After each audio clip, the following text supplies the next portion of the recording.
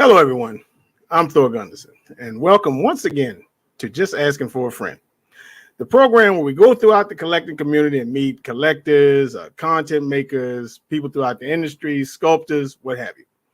Today, we have a very special interview for you. I met this young lady doing Sithcast with PJ, the Paradox Nerd, but I first saw her on the MCE channel on Friday Night Show with Seth, the toy collector, and then got to know her later on, and she has a YouTube channel called Appetite for Collectibles. And it's just a great young lady. She's after my own heart. She likes the Sith, the dark side, and everything. I'm talking, of course, about Nilda Aviles. Welcome to the show. Hi. Dude, the intro was pretty badass. Oh, thank you. I mean, yeah, it's our producers work very hard at it. You see? Yeah, I see. I like it a lot. I love that it said like pop culture and it looked like it's like a clock. It's real Lionsgate. You know what I mean? Like, yeah, that's when I first saw it. I said that reminds me of Lionsgate Studios. But welcome. You know, it's finally get to have a nice conversation. And what I like to start out with is like let people know, you know, where you're from and where you grew up, and then like later on you transition and get into how you got into pop culture. Of course, of Star Wars. You know, we're gonna get in that big time. But you know, where'd you grow up and how'd you get into like, you know, pop culture as a whole? So I'm originally born in Philadelphia, and then Really? we moved down here to Florida because my grandfather was an ex-professional baseball player for the Philadelphia Phillies, Really? and he had gotten a job down here in 1992 to work as the second base coach for the Florida Marlins. Oh, wow. So we moved down here with him. And at first I was like very big on sports. You know, I was the only girl and playing softball, and my grandfather wanted, you know, somebody to carry on his legacy. And a couple years later, I ended up sustaining a really bad knee injury, which kind of like killed my sports career. And in the midst of like getting, you know, healed, I just started collecting toys. I really enjoyed it. And, you know, Star Wars was actually one of the first movies I ever got to watch where I actually was able to learn English. Because when I was younger, we grew up in a household where we were not allowed to speak English whatsoever. It was just Spanish. Oh, wow. So my mom played Star Wars for us, and I just became obsessed with it. That's crazy. And that's all I wanted to do was just everything Star Wars. Like, as soon as I saw Darth Vader, I fell in love with him, and I just wanted to be Darth Vader for the rest of my life. So I know you know that feeling. I do. So wait a minute, your uncle, what was his name that played for the Phillies? My grandfather, his name is Antonio Taylor. He went by Tony Taylor. I think I've heard of him. Yeah, he's well known in the Phillies Hall of Fame for saving Jim Bunning's perfect game. Oh, wow. Yeah, so he's a Hall of Famer for the Phillies. You know, he was absolutely great. He ended up passing away during COVID, during 2020, and wasn't COVID related why he passed. But, you know, I was and still am his biggest fan. And it was, you know, during his passing, I went through a really bad depression, and I just started collecting more toys as opposed to just being sad. Do you miss living in Philly at all, or you just have told me? Not really. I left Philly when I was pretty young. I went back. I went back like a couple of years later, and I ended up messing up going around a time where it was like -2 degrees. And I was just like, I'm out. I'm not staying here for 14 days. I'm going to stay here for 7, and I'm going home. Yeah, I got cousins that live in Germantown, and I used to go there as a kid. And my mother's, it's like they're not really my cousin, but like my mother's good friend she grew up with. Yeah. And she had an older son, and he used to take it. And that's what got my first Philly. He took me to his barbershop and everything. And then I remember we went out and got some cheesesteaks, and I don't like cheese whiz because I know that's how they eat it up there. And yeah, it's gotta be like, cheese whiz with. I don't like cheese whiz, and with the peppers. We got it, and I was like, I don't like this. They were like, shh, don't say that. You know what I mean? And I like it with provolone anyway. But just saying. So you know, clearly, you know, as being a Vader fan clearly brings you to the dark side. You know, yeah. What other Sith are like some of your favorites? So we have Darth Vader. I love Darth. Oh, I love what is it called? Emperor Palpatine. oh yeah, yeah.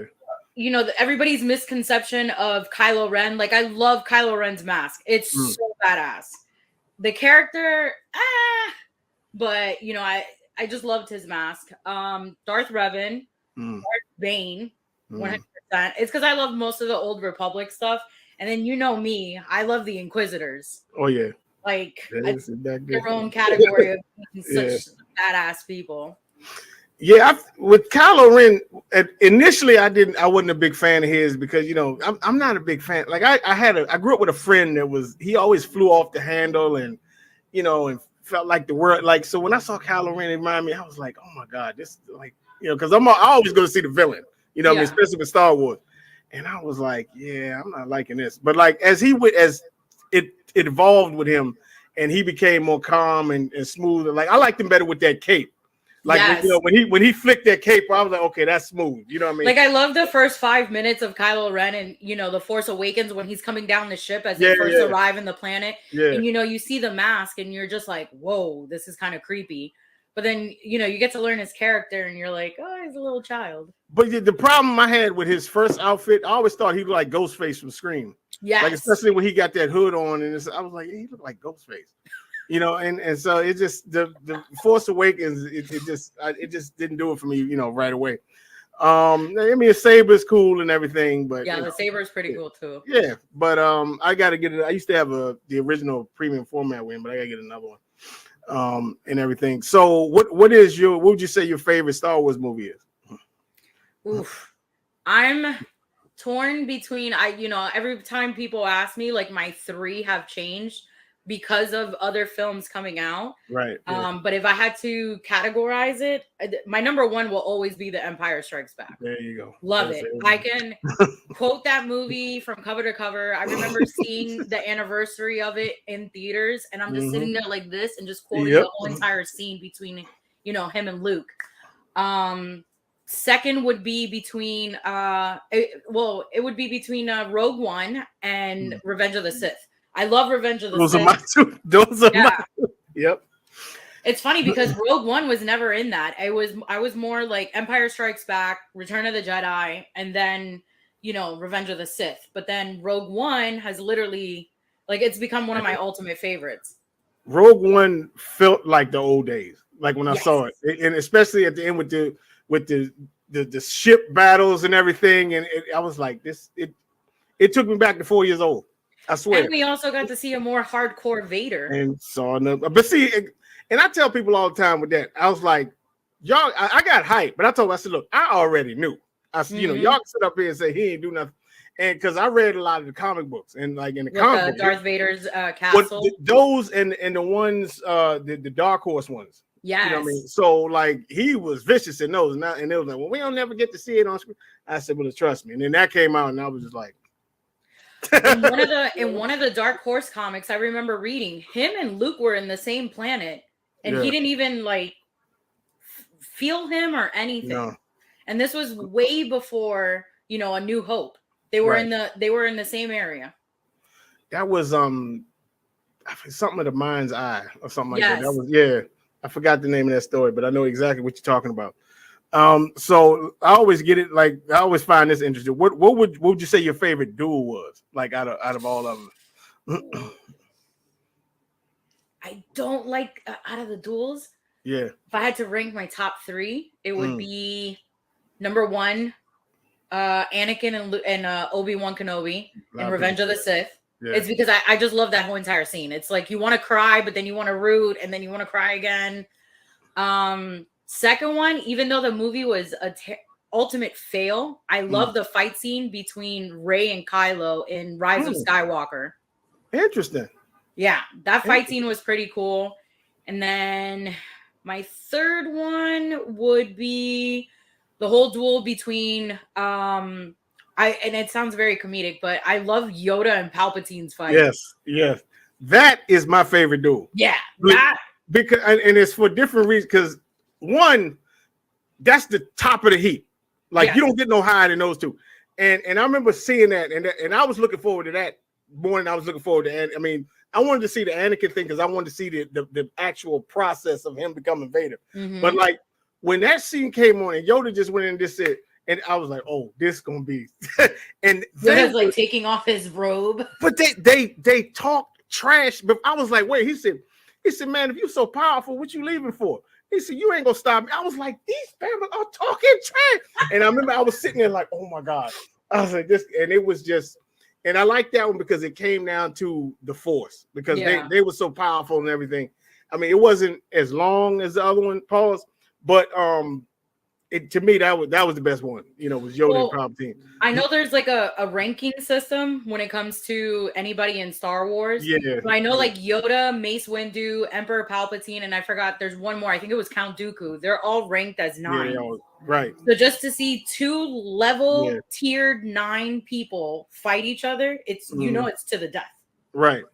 And on a humble, like on a like one that I kind of like this goes to like I like the second Dooku and Anakin one. Yes, that one was pretty good too. Yeah, that one was cold, and and that's another thing I like about Revenge of the Sith. There was so many duels in Revenge of the Sith because that was it. It was like, and I'm thinking like, okay, so they're going to have to take care of this, and they did. You know what I mean? So tell me more about how you got into the collectibles. I know you got into Star Wars, and then when did you collect again? So my collection first started with Funko Pops, and I was collecting like a whole bunch of them, and it was just all Star Wars Funko Pops. And then eventually, like I had this massive wall of Funkos. It was only 200 of them. And I just kept staring at them like, this is a lot. And then, I would go online and I would see people posting stuff about different figures. And I'm like, man, that's cool. But in the beginning, I would be like, $200 for something like this?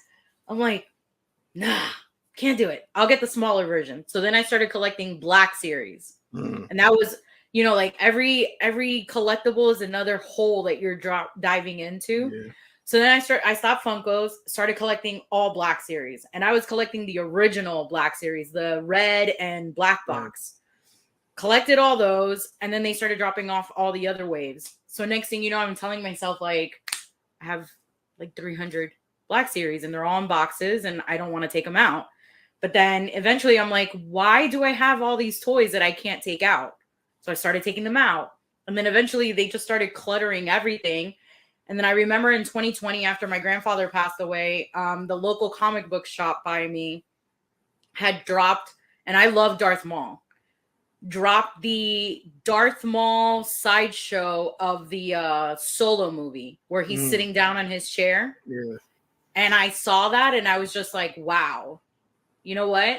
That will be my first 200 and plus toy that I'll buy. And still to this day, I still have him. I will never get rid of him because that was my first sideshow I ever bought. Yeah, it's always one that draws you in, you know what I'm saying? And for me, it was the first Mythos Vader.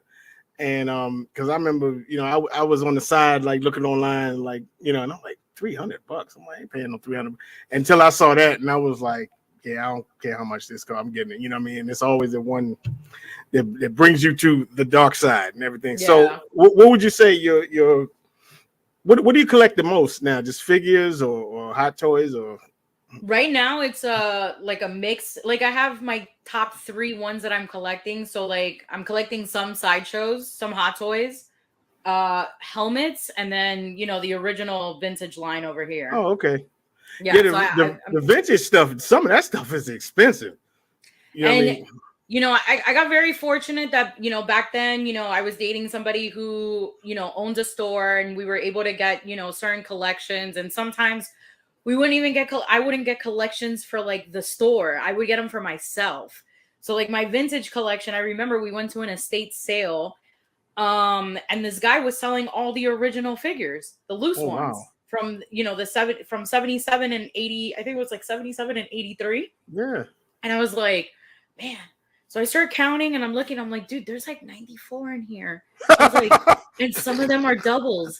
So I was like, all right. So I start, organizing them, putting them by their weapons. I did the traditional, like collector thing. I washed them with Dove soap and made them sure that they were pristine. I wore glasses and gloves and everything. Oh, wow. And then I did a whole, my friend Joey the Padawan collector helped me do like a spreadsheet, and I was able to figure out which ones I had. Then I realized I had doubles, and out of those doubles, 5 of them paid for what I had bought these for. Wow. And then I got to keep 94 of them. And I think like the 3 most expensive ones that I have now is, I have the Han Solo with the carbonite. That's like $350. Right. For a little tiny figure. Yeah, that's crazy. The Luke Skywalker Stormtrooper one, that's $200. Jesus. And then I have where is it? I have the pop-up R2D2. That's I know. It's like $500. $500. I used to have that.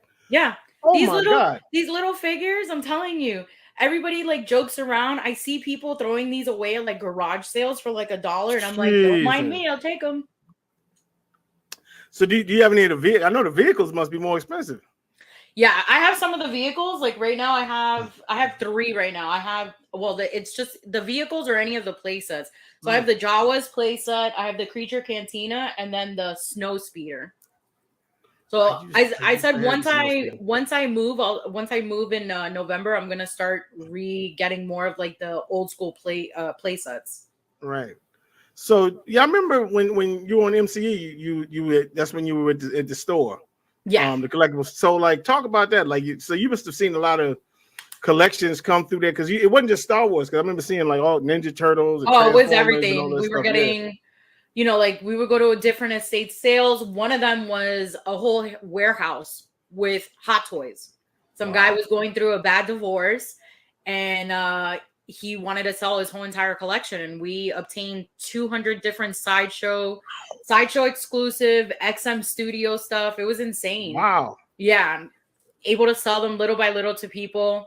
I've seen Ninja Turtle collections. Somebody had all the original Transformer toys. And I sold all that really quick. Like I went on a Transformers Facebook page and just started uploading them on there. I would post like 10 pictures, the price, how much for PayPal, insurance, and shipping. And people were just buying it like on any of the collector Facebook pages. Jeez, man. It's all that stuff you named. I'm a little older than you. I used to have half of that stuff. Like, I didn't have them all, but it's just crazy to think about. These little figures we used to have back in the day are worth so much money now. I know. Like, I think about my turtle collection that I had as a kid, and if I didn't get rid of those, I'd be sitting with some pretty good toys. For real.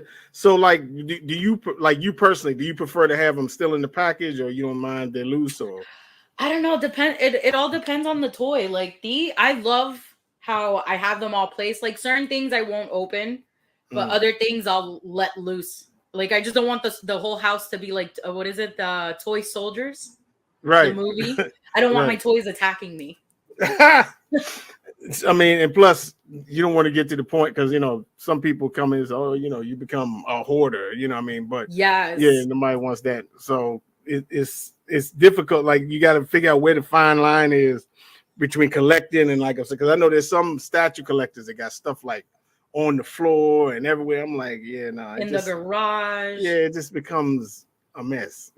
You know what I mean? And it's just not cool. But so far as the Disney stuff, like now, like what are you liking the direction they're going? Because now a lot of people, some people don't, and it's this new trilogy and all this kind of stuff.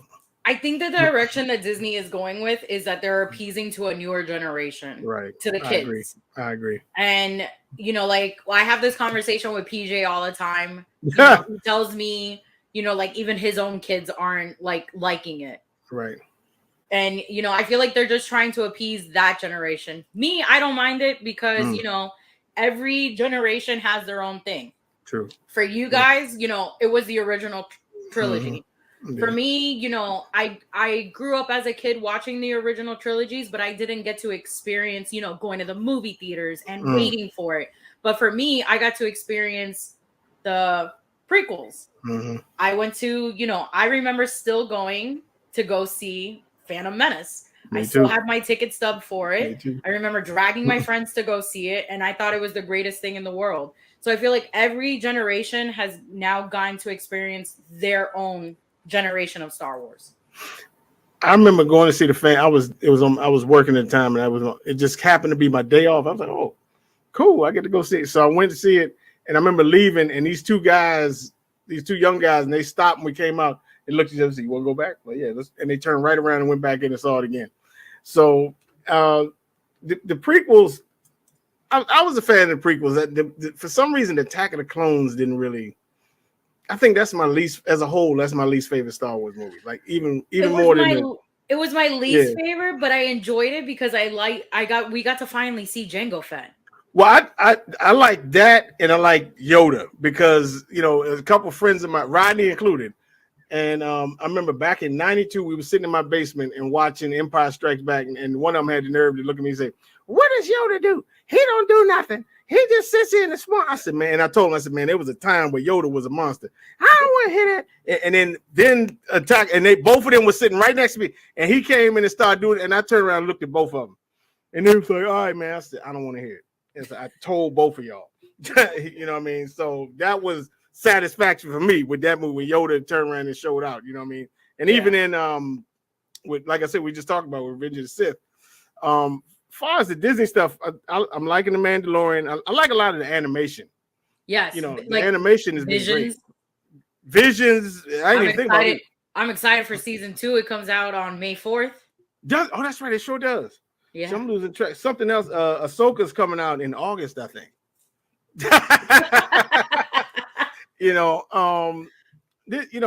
I'm hyped, but I'm just staying reserved because this season of Mandalorian, it was okay to me.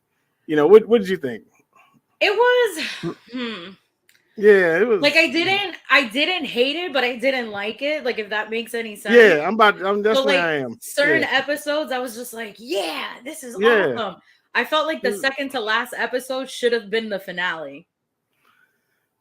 The second to last episode was the first episode out of the whole season where I was actually hyped for the next week. Yes. The rest of them, I was like, and I'm like, okay. And then that one episode. No, go ahead. I'm sorry. No, I was gonna say, and the only one episode where I actually screamed loud as hell like a little kid was when we got to finally see who saved Grogu. Right. Oh, yeah. Jar Jar Binks. And that messed me up at first, and I didn't even know that was him at first. I was like, oh, that's Jar. I was like, oh, okay, yeah, because I forgot, but he looked like without the thing, and I said, oh yeah, that is him, and everything. When it very first came on, I said, is that Mace? And then I saw the lightsaber. Yes, everybody thought it was Mace Windu. Yeah, I said that, but no, it was. When I saw it was blue or whatever, I said, oh, that ain't him. Yeah. So I was halfway disappointed. Me, I was screaming. I was like, yes, he finally got his redemption story. Right. Yeah, that was cool. And then at first I wasn't liking it. And somebody kind of explained to me, that was like, well, the reason he don't want to be a Jedi because of Order 66. And I was like, oh, okay. But then, like, when they were trying to train him as a Mandalorian, and I was like, they are not doing this. And he's putting it, I said, they are not going to do this. And then, I was like, oh my God. You sound like Sean. You sound like Sean. Sean the whole entire time was like, if they put a jetpack on him, yes, he's like, I'm deleting my Disney Plus. I said, I can't do it. I kept saying that. So I was kind of relieved that they did the thing with IG-11, with the suit and everything. Yeah. I was like, because if they put a jetpack and a helmet on this little dude, I can't do it no more. You know what I mean? I still think it's coming. I hope not. I posted a picture today with him with a lightsaber. See, I'm thinking like, okay, like we've seen 3 of these things. We saw a little bit of Yaddle on Tales of the Jedi was great too. Yes, but I just feel bad for her. I know. And Yoda, like all the 2 previous ones were both Jedi Grandmasters. I'm thinking, it's like this is like Superman wanting to wear an Iron Man suit. It's like, this thing is can be extremely powerful. Like I said, he just needs to have. If he had a lightsaber, he just could contribute more, in my opinion. Yeah, you know what I mean. So it's just I'm like, yeah, if he's gonna be there, they gotta have him do something. Yeah. So but anyway, yeah. But as a whole, I'm liking it.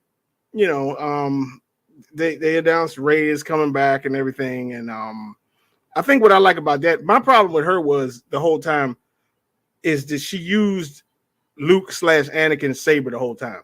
Yeah. Because every Force user, we anoint them with their saber. Like you can just spot, like, okay, that's Vader's saber, that's Maul's saber. And it wasn't until the end until she had constructed her, and she had like a light pipe. And I was like, oh, how cool would that have been? But she never used it. Nope. So I'm hoping in this new trilogy or whatever it is that that's what she uses the whole time and everything, And then I know today they just reported that the actor who plays Finn wants to come back too. I saw that. I didn't know if it was one. They said that he was going to. Yeah, I think they're considering about bringing him back. Yeah, that'll be interesting. Because he kind of got dissed a little bit in that too. Because the whole time he's yelling, Ray, Ray. I'm like, oh my God. He's like, I gotta tell you something. Yeah, and it's like, dude, But I think that was part of them changing because like they didn't have a plan for that whole thing. Oh no, that movie was so rushed. Yeah, and then everybody hated The Last Jedi and everything, and it just it just became a mess, and people start fighting, and I was like, oh my God, so that was the dark times, as Kenobi said. Yeah, it was the dark times. And so going forward, like, what do you see yourself evolving into statues or just? I like so badly want to buy a statue, but then sometimes I'm like, Jesus, why are they so expensive? It's like taking out a loan. But no, I know. I say it as for giggles. I'll eventually get one. Right. It's just that every time I think about getting one, then Sideshow drops like another hot toy, and I'm just like, yeah, this is gorgeous. Like the new Darth Vader that's supposed to be dropping. Oh yeah, I think I did see that. For the 40th anniversary of yeah, I saw that. So pretty. It's him without the helmet. Yeah. You get to see like the actual scar, and like the face sculpt is impeccable. It looks just like him. So you being a Vader fan too, how did you feel about Kenobi? Like with him, them bringing him back on Kenobi? I'll be honest with you, I loved Kenobi. Certain character developments on that show I wasn't a big fan, but I did love to see that Disney Plus was showing Vader just like choking the crap out of somebody and like snapping their neck, and I was just like, yeah, let's kill more people. Yeah, that's how we do it. I wish when we were doing the flashback scenes, like we would have watched him actually like kill the younglings in the Jedi Temple. But that's just me being sinister. Yeah, of course. But I loved it. My ultimate scene where like, I was hysterically crying like a little baby is, the duel between him and Kenobi. And, Obi-Wan says to him, like, I'm sorry for everything that's happened. And he's looking at him like, this isn't your fault. Like, I chose this path. And I'm going to, if I chose to be evil, I'm going to continue being evil. And then just that smile he made. But me, I was in the corner of my couch going like, don't look at me, I'm crying. So I knew he was going to lose because of what he said in A New Hope. You know what I mean? When he said, before, I was before I was the learner, now I'm the master something. Yeah. Everybody always assumed he was talking about Mustafar. You know what I mean? And then they made this up. That. No, I remember my favorite speech that he says, he goes, I haven't felt this presence in a long time. Yeah. And he was like, he knew Obi-Wan was there. And that was the presence that he felt from like the last time they saw each other. I love how those two, like the show and the movies tied together, because now you kind of know, like when Luke says, hey, I'm going to get you to Leia, like I'm going to get you to meet Obi-Wan Kenobi. She goes, Obi-Wan Kenobi, like excited. Exactly, yeah. Right. It's not like, oh, who's Obi-Wan Kenobi? Yeah. It's like, oh, I get to see him again. So, and it's funny because the week before the finale, when he's grabbing ships out of the sky and then he whips the third sister without even pulling the saber out, people are like, man, your boy is vicious. Then the next week, oh, he's a sucker. I was like, oh, I said, because he lost, he's a sucker. And then, but the thing I liked about it was, because I was mad, I ain't gonna lie, but when he told him, he said, you ain't kill him. I did. And like the look, and I was like, I said, he gonna have to sleep with that, like live with that the rest of his life. You know what I mean? So yeah, he lost, but up here, he won. You know what I He mean? won. So And it was. that's that whole line I love. He was like, Anakin's not gone. He's like, or you didn't kill Anakin. He He's said, like, I I did. did. Right. And it was just like telling him, like, don't feel bad. Like, I did this. I wanted to do this. Yeah. And you know, when he said that, he was laughing. He loved it. I loved how his voice kept changing. Yeah, because like that was. I the was thing like, was, people were complaining about that his lips weren't moving, and I'm like, dude, the guy destroyed his voice. They were moving because they were moving. He was just pointing down this way. Yeah, but they were trying to indicate that he was talking from like his throat. Right, yeah, from the helmet. Yeah.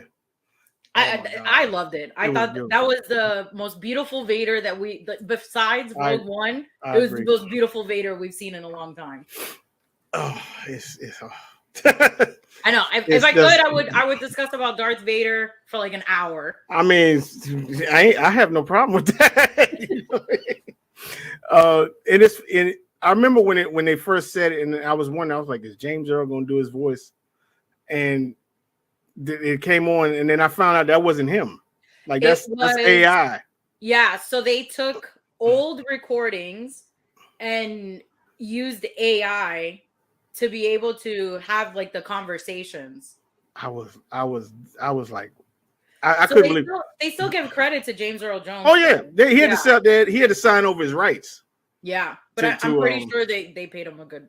Oh yeah, of course. Yeah, of course. They had to pay him up, but I was happy that like they didn't, because I couldn't, because to me that's like his soul. Like if you take away the voice, to me it just destroys everything. You know what I mean? For James Earl, you know, especially like somebody like James Earl Jones, when you hear him, you think of the two most iconic characters, Darth Vader and Mufasa. That's it. You think those are the only two voices or, you know, characters that this guy's ever done. You think of Mark Hamill, you think of Luke Skywalker, but you also got the DC fans as Joker. Yeah. So it's like those two, you can never, you know, those voices can never be changed by somebody else. It'd be terrible. You would be pissing off fans instead of bringing in fans. I remember when they told me that was Mark Hamill, and I was like, Mark Hamill, who? That was like Luke Skywalker. I was like, what? And I listened to it, and I saw, you know, they put it on. It said Mark Hamill, and until I actually saw like a featurette when they showed him behind the scene, I didn't believe it. Until I actually saw him doing it, I didn't believe it. And his voice, his voice as the Joker is creepy. He has such range. Like he can be goofy and laughing, and then next thing you know, he's got this whisper, and I'm like, oh my god, you know what I mean? And he's the best. It's like, and that's why Netflix had picked him to be the voice of Skeletor. For their... I ain't like him as Skeletor though. The laughing I did, but because he already laughs like that, like the Joker, I kept associating that with the Joker. That's why I didn't like it, because he sounded too much like the Joker for me. You know what I mean? Yeah. And it's just like, this is the Joker. You know what I mean? Like, let me close my eyes and think Skeletor. The problem with Skeletor, this is way back, you know, so this is probably before your time. Skeletor, this is one thing I gotta give Skeletor. Nobody dogged their subordinates better than Skeletor. Yes. Nobody did it better. Like, you witless fool. I used to be dying. Oh my god, poor Beast Man. He used to dog Beast Man. Yeah, really bad. You know, see, my brother. So I'm a huge Star Wars collector. My brother is the exact same way as me, but with Masters of the Universe. Really? So my brother has a whole like room set up and everything of Masters of the Universe.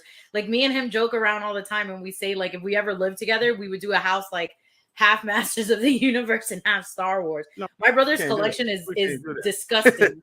Really? Yeah, it's. Sometimes I look at his stuff and I'm just like, I think you got more toys than I do. We might have to interview him. Does he have any of these busts or statues or anything? Or, I don't think he has busts. I think he just, most of his collection is like from the vintage line, like the original toys. Wow. Yeah. But I do also have another friend of mine named Alex, his name is Chef Alejandro. I lost the video on my old computer, but he has the largest, I think in South Florida, largest He-Man collection I've ever seen in my whole entire life. I'll send you his info so you can see it. It's pretty sick. He's got a whole, like, I think it's like a king size bedroom, and it's all dedicated. He's got the original Castle Grayskull. It's insane. He has every what is it called? It's every Grayskull castle, but from all different countries, sealed in boxes. Really? So he's got a Canadian one. He's got what is it? A German one. Like I was at his house, and half of the time I was like, dude, I don't even want to record. Like I just want to look at everything. Oh my God!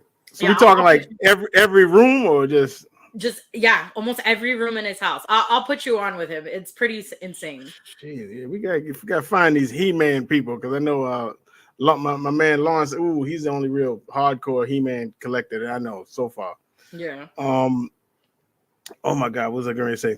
I love the show, but I know for a fact if I religiously watch it like how my brother did, I would be screwed because then I would be half He-Man, half. Yeah, I don't think I could. I don't think I would. I think I could do G.I. Joe. I don't think I could do He-Man because like I always loved the Cobra vehicles and everything. And before, like when I was a kid, I always wanted a Rattler. The whole I've always wanted a Rattler, and I never got one. And a few years before I started collecting statues, I ordered one off of eBay, and the day I got that Rattler, I swear to God, I was crying because I've always wanted one, and I always wanted a Night Raven too, but I never ordered that one. But I was just happy having the Rattler and everything. Yeah, G.I. Joe fans are pretty vicious ones. Like they want to make sure that the joints are tight. Oh yeah, you gotta show the back number. They're very picky. I remember going to a yard sale and somebody had they had the aircraft carrier, and they were asking like $200 for that. You know, I don't know if they ever sold it. I mean, that thing was huge. I mean, huge. They probably sold it. They probably did, and probably sold it for more than that. Like once they bought it, you know. So how do you feel in this mostly male dominated hobby? Like, how you feel being a female collector? I like it because there's not that many of us. Right. So, like when I started YouTube in 2020, I was like really scared at first because I was just like, crap, internet bullies are pretty bad. I did my first unboxing of a sideshow piece and, it was my first time. Like, I don't know what the hell I'm doing. I don't know how to, be rough with them, gentle. Like I didn't know. So it was like, with every person who tries something for the first time, you got to learn. So like my first sideshow piece that I got, I thought I broke, Darth Maul's hand and I didn't. God. It's just that, I just got to be gentle. But I had people like putting like the meanest reviews and really, like, oh, this is why girls don't play with boys' toys or like, just like the weirdest comments. And, eventually, I told myself like, okay, I can't let what people say about me affect me. I'm putting myself out there. But in time, I started collecting more and, talking on different YouTube channels and like people started respecting me more because they knew that I actually knew what the hell I was talking about. I may not be perfect at like, positioning and, how to properly place my toy, but I know what I'm talking about. I love toys and this is what I like to do. Yeah, I was going to ask you, do you with the hot toy wise, do you because I see some of these hot toys collectors, they like to pose and make, and I mean some of them look great. Some of these scenes and stuff they make up. Do you just display them or do you got to like pose them and make a? I pose them, but like lately I've been getting into like, so for instance, and I'll send you photos and I'll turn the thing around. Okay, sure. I have the Moff Gideon up there in the corner, next to the TIE fighter. So when I got him a while back, I messaged my friend Joel and I was like, hey, how cool would it be if you made me a diorama of a TIE fighter that has already crashed onto the ground? And it's the scene in the Mandalorian when Moff Gideon is coming out. Yeah. And as much as like everybody was like, I don't like Moff Gideon. Me, I was like, hell yeah. Who don't like Moff Gideon? I had a few friends that were like, he's a terrible character. I was like, what are you talking about? I was like, it's freaking Gus Fring with a lightsaber. Give me these people's address. Oh my God. I had the luxury of meeting him, so it was even like more intense. Yeah, and he's such a cool guy. So it's he seems like it. And this was probably one of my favorite sideshow pieces to get because it looks exactly like him. It's kind of creepy, and I didn't want it to just sit there in the stand that Hot Toys send you. So I was like, I got to put this guy in a badass diorama. So lately I've been into that. You know, my next one that I'm going to be picking up is I have a General Grievous hot toy, and I want to do the one where, I want to do the one where he's on top of, my buddy has already made it. I just have to pick it up. It's him standing on top of dead clones' helmets. Wow. And one of his sabers is going through a clone trooper. And my friend was able to get me just like a basic clone from Sideshow, and he drilled a hole in the middle of it, and his lightsaber is supposed to go in. Yeah, that's as collectibles go, that's one I regret. I used to have a Sideshow General Grievous premium format. I mean, I'm not, because I traded it for Darth Treya with Junior. So Junior still has it, but that's one I regret. I mean, I'm gonna have to get down. I don't like the new one, but the OG one, because it had the cape and everything, you know. Yeah. And it was. So I have the new one, and I guess depending on like what wave you got them in, because some people got one wave where it was like the joints were very loose, you couldn't position them well, and I don't know. I got lucky with this one. That's a figure. It's the. I think it's this. I have the box somewhere. Hold on. It is. That box is huge. Yeah, it's the premium. It's not the premium format, but it's the. Yes, the figure. Yeah. Yeah, the one. It was the first premium format. It was very delicate. Yeah. Like, I went to go pick it up. Like, I didn't get the box. And this was like during the pandemic. I met this guy in the parking lot, and he had it like with all these towels and stuff, and you know. But anyway, so what would you say your favorite collectible is? Like, if you could pick, or you can narrow it down to 3 if you want. You know. Ooh, out of my 3, it's hard. That's a hard question. I know it's so hard. My number 1 will probably be, and it's one whole entire thing. I have all the original Ewoks from 1983, but they're all. Oh, I remember. They're all graded, and they have all their what is it called? All their accessories, their weapons, and I actually have one that's completely sealed, and it's still in the original Kenner bag. Never been opened. Like, I literally submitted it to CAS in the baggie still, and they were cracking up because they were like, "This is still sealed," and I was like, "Yeah." I was like, "He's never breathed any air." It's just unfathomable to me that this stuff, I used to have some of these things, and it's just like, you know, now they're grading them, and like, I mean, nobody could have saw this coming, you know. But the pandemic, that's what happened. The pandemic made everything go up because people were bored, people were making money, and they had nothing to do with their money. You couldn't go out drinking, so what did you do? You bought toys. That is, oh my God, it's like. It's I mean, I guess you could see it because I remember a lot of stuff from the 70s was before that, like when we grew up, became valuable. What did you think of Bad Batch season? Loved it. That was crazy. Bad Batch was great. It was crazy. Yeah. You know, like a few people complained about like certain episodes, which I get it. Some of the filler episodes, if you really paid attention to them, they were filler episodes for other stuff. Like, if you went to the main episodes that were big and then you listened to some of the things they were talking about, it would be because they were discussing about something we witnessed in a filler episode. But I feel like this episode was more, it's like how you classify like the Harry Potter films. When it first comes out, it's very childish. You know, you're trying to appease to a certain group. But this season was just like very dark. Yeah, it was. I loved it. I loved it too. I loved the whole conversation between Crosshair and Commander Cody. Yeah.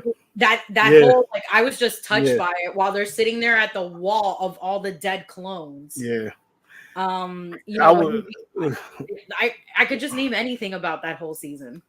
I was hoping that he would just come back to them. You know, I mean, I figured it wouldn't be that simple, but I guess he doesn't know where they were.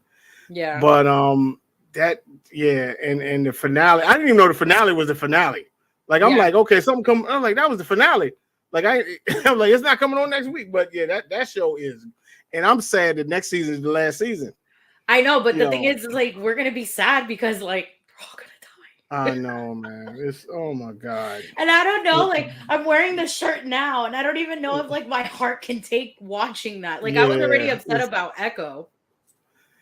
I'm still not convinced he's dead though.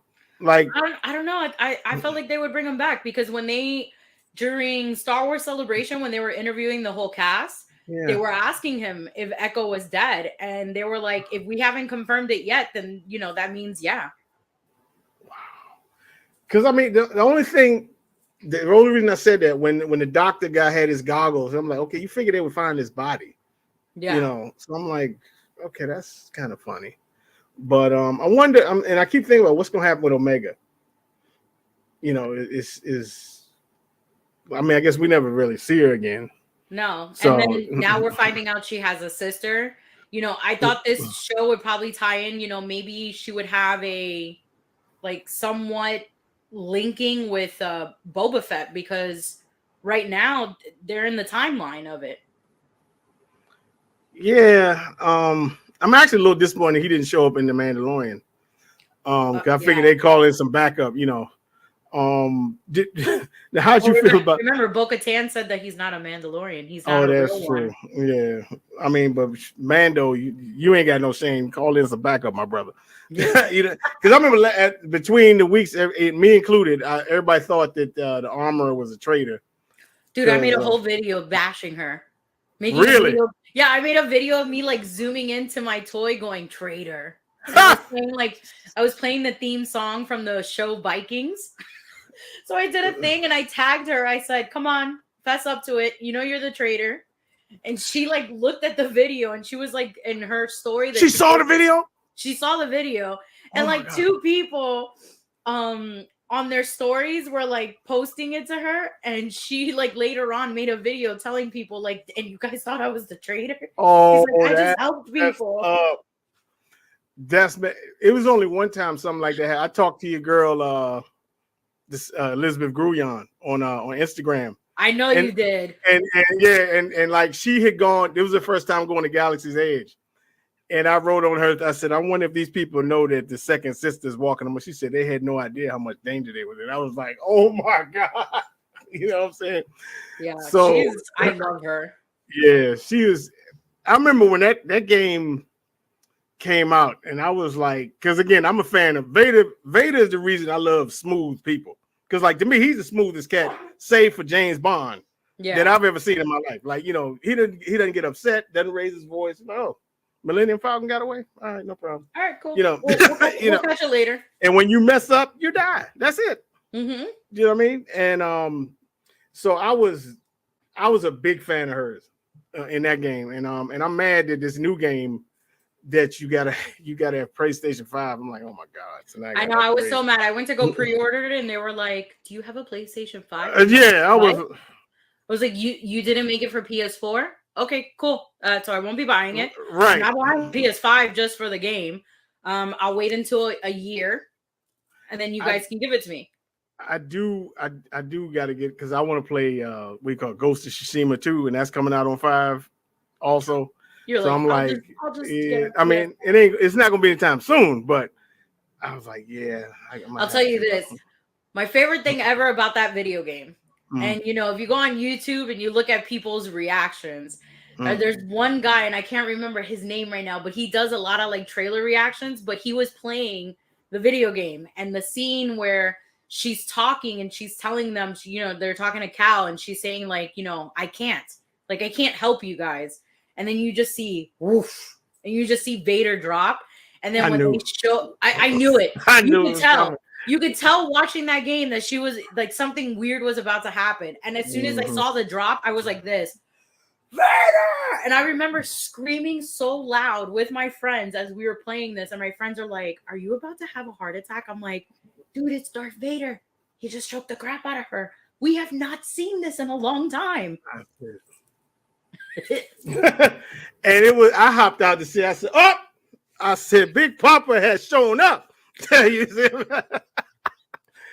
Have you ever played The Force Unleashed? Yeah. I wish that was made like now with like the better graphics and stuff. But yes, that game was like, I was like, I didn't leave my house for like a whole weekend. whoo! And I remember when Rodney was playing, I was trying to, he was like, man, I can't pass this part with the Star Destroyer. I said, man, the Star Destroyer easy. He said, what do you mean easy? I said, man, all you gotta do is line that nose up and pull him in. Just really, he was like, for real. I was like, that's all you gotta do. It took me a while to get that part too. You gotta line the nose up and pull it in, and that was it. And then the problem I was having was grabbing the TIE fighters and like kind of smashing them. Yeah. But that was, it's a lot of these. I'm hoping they make a Mandalorian game, which they keep talking about.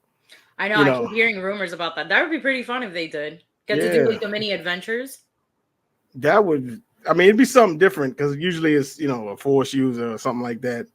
And I keep hearing about this open world game, like Grand Theft Auto kind of style, where you get to choose what you want to be. Like you can be Sith, Jedi, bounty hunter, Mandalorian. I was like, okay, that'll be. I think it's is it the people that's making Assassin's Creed? I can't remember who's supposed to be making this. I think you're right. I think it is the people that are making Assassin's Creed. Something like that. Yeah. But far as Fallen Order goes, I also enjoyed Malicos. Like I thought he was cool. I've been trying to get some of the underground people to make a statue, but they don't want to do it. You know what I mean? Especially because he's got like the Zabrak horns and stuff on him and everything. Yeah. So we're getting close to the end. What are you looking forward to, like coming out? Like they announced a lot of stuff as far as Star Wars goes. I'm looking forward for that Darth Vader I told you about, the 40th anniversary. I'm definitely buying that. I'm looking forward to the Ahsoka show coming out. I'm probably gonna be freaking out. I'm excited for the show The Acolyte because it's something new that we're getting. Even though I wasn't happy about like the people that are supposed to be on the show, I've never seen a Star Wars film. What? Yeah, you didn't hear that? No. Most of the cast members, they're very young. They're in their 20s. They've never seen a Star Wars film, and they said that they are now starting to watch Star Wars movies to be able to learn what it's like to be a Jedi. But this is like the Acolyte. From what I saw the trailer, it looks like the samurai version of what we always like to see in Star Wars, how they fight. Yeah. But yeah, that was one of the disappointments in that. But so yeah, I'm excited for the Acolyte. And then I know recently they just announced that they're doing a life-size Grogu. So I remember. Yeah, I think I saw PJ post that. Yeah. So depending on how badly they're trying to kill our pockets, I may want to get him. I thought what was it? EFX. I thought they were making one or had made one. Yeah, but that one's that was a lot. Like 10, 15 grand. Yeah, I know. And this is like this one like moves. Yeah, that one moved too, I think. Yeah. I remember a friend of mine. She's a big time Baby Yoda fan, and it's I need that. Then it said 10,000. She's like, that's okay. I'll make my own. Right. And I mean, I know you probably agree with me on this. I just still think they are doing us a disservice. That all they gotta do is make the Old Republic trilogy. Yeah. And I think that would literally be the most amazing thing movies have ever seen. That's in their timeline.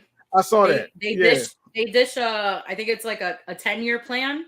Yeah. And that's supposed to be in our timeline. And I think by then, if they do make something like that, it's kind of giving hey, we're sorry that we've been giving you really crappy content lately. So here, we're gonna give you something to appease the fans. Because I remember a long time they were thinking about doing it.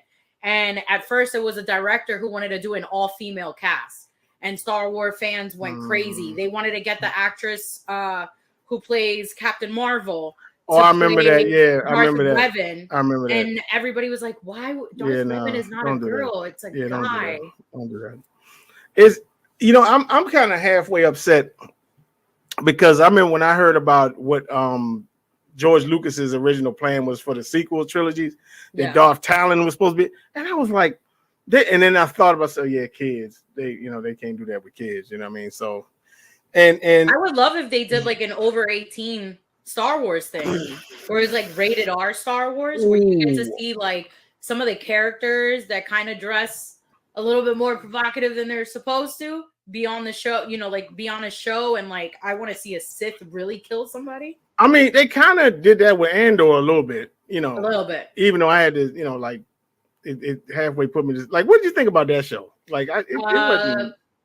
I'm still on episode 4. Yeah. Oh, that's right. You haven't finished. Oh my God. I'm on episode 4. Oh my I know God. PJ and Sean have been giving me crap, and I'm like, guys, every time I watch it, I start falling asleep.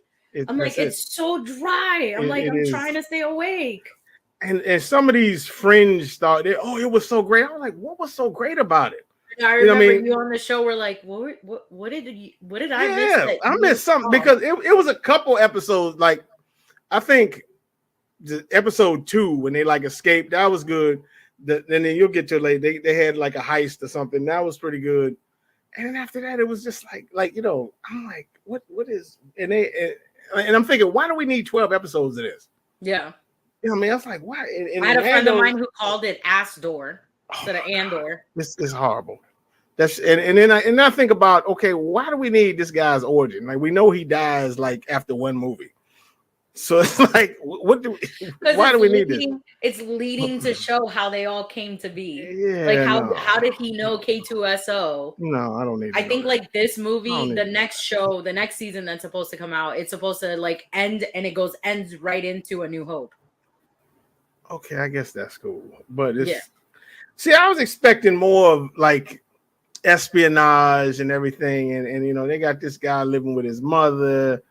And Mon Mothma's marriage is failing, and I'm watching this thing. I was like, I don't need to see all this crap. You know what I mean? It's a sick. I'm like, sitcom. And Rodney, it's so great. I'm like, what are y'all talking about? Oh my God! But anyhow, I tell you this, I miss Rebels. Yes, Rebels was great, and I miss Clone Wars. I miss Clone Wars. I think I miss Rebels more than I do. Clone Wars is great. Clone Wars had some moments. Yeah. I mean, and I tell some of these folks now that all on the Bo-Katan fan club, and I see y'all need to go back and. No, y'all need to go back to Clone Wars. Yeah. Where she was hated and she had to get along with the Jedi. Yeah. And she was all of Darth Maul's butt, and she was part of the Death Watch. Like, you need to watch that one, because there she was vicious. That last season. Yeah. When they showed the ones that happened during Order 66. Yeah. Was I lost it. And once again, I knew he was gonna show up. Mm-hmm. And when they were landed that ship, I said, he's on that ship. And he got out, I said, I knew it. And he walked over and he found a lightsaber and everything, and he looks up, and I was like, and people said they saw his eye. I didn't see it. I didn't see his eyes. You can't start, what is it? You can't start a show with Anakin Skywalker, and then you can't end it without him. So it started with him as Anakin, it ends with him as Vader. I loved it. I loved how she escaped, and even how Maul got away without his sabers and everything. And so it was they've done some good stuff. Yeah. Everything being considered. But we'll get more good stuff. It's just, it needs to find the right person to write it. Right. I agree. So before we wrap up here, I want you to get your information out there about your channel and where people can find you and everything. And so my channel is called Appetite for Collectibles. I named it after the album from Guns N' Roses called Appetite for Destruction. Yeah. So when I thought about the channel, I was like, what the hell can I name it? And I remember putting the album on vinyl, and I was just like, oh my God, Appetite for Collectibles. And, in the beginning, my channel was about interviewing collectors in South Florida that you never thought would collect toys. And then that grew into that. Then I started doing toy hunts and unboxing, and that's what I do. I finally changed my whole thing. I'm just sticking only to Star Wars, and it being a Star Wars channel. And you can't go wrong with that. Like, what do you think the most valuable thing you found on a toy hunt? Like, it sucks because I never got this on video, but I was able to find the holy grail of all Star Wars toys, which is the Early Bird Special. And if you ever watch the show The Toys That Made Us, it is the original first 4 toys that came out when Kenner decided to make figures. Found it at a garage sale, still sealed in the box for $20. Oh my! And you didn't get it? No, I got it. I have it somewhere. I have it sealed. Ooh. that's. I wish I had the patience for that. You know what I mean? Just to go and dig through. I mean, I used to have it with comic books, Yeah. but I don't think I could do it with figures and everything. But Nilda, I appreciate you coming on and it went fast. It's been an hour already. Can you believe it? I know. It's because we got so into our talking. We do, yeah. And we talking about Sith and death and destruction. It's always beautiful. So, give me more. but I want to hear more about death. I know, right? So we appreciate everything, and folks, I'm so glad you tuned in. And next time we got a very special interview for you, and catch y'all next time on Just Asking for a Friend. Bye. Take care, everybody.